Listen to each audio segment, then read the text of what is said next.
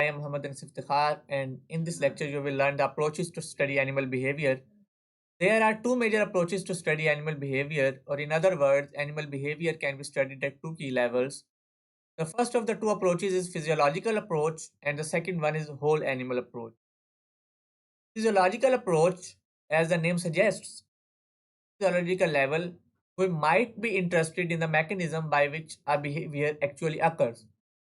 It is concerned with finding in what way do the biochemistry, nerves, muscles, and senses of an animal interact to result in a particular behavior. For example, the behavior of singing. We want to probe into what causes a bird to sing. So at physiological level or using the physiological approach, physiological investigations often require bringing animals into a laboratory environment because they will involve probing beneath the skin. For example, as stated earlier, studying the behavior of singing, the cause of and the mechanism of singing, we might have to dissect a bird in order to find the structures, the organs that are responsible in that behavior. Then comes the whole animal approach. It is concerned with the questions related to the whole animal and the world external to it. For example, the performance of a behavior in relation to environment in which it is performed, to the wider ecology of the animal, or to its social experiences.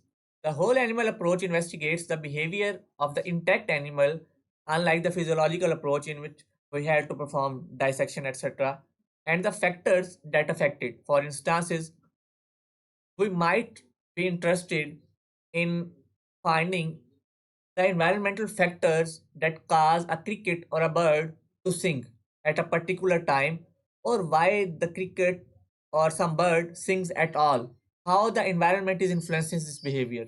So this is what we study using the whole animal approach. In physiological approach, it was said that mostly the animals have to be brought to the lab in order to be studied, but the whole animal approach, the whole animal questions of this latter type can be studied both by looking at wild animals in their natural environment and also by observing captive or domestic animals living under more controlled conditions. It depends on the exact question involved. In other words, we can say whole animal observation could be carried out in the field or the natural environment of the animal, or it could be carried out in a lab where a controlled environment more readily permits experimentation. But today, it is also common to have field simulation in the lab or the experimental manipulations in the field. In practice, there is considerable overlap between the two approaches, the physiological approach and the whole animal approach.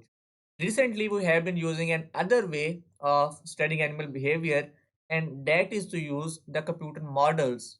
Via computer models, behavior can be simulated and the experiments carried out and evaluated without the involvement of any animal other than the human operator, of course, and often at a fraction of cost of a more traditional line of investigation.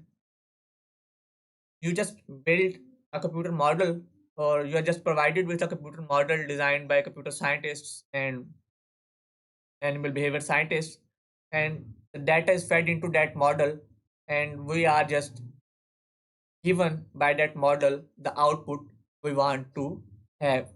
Such an approach undoubtedly has value, but as a model is only as good as the data provided to it.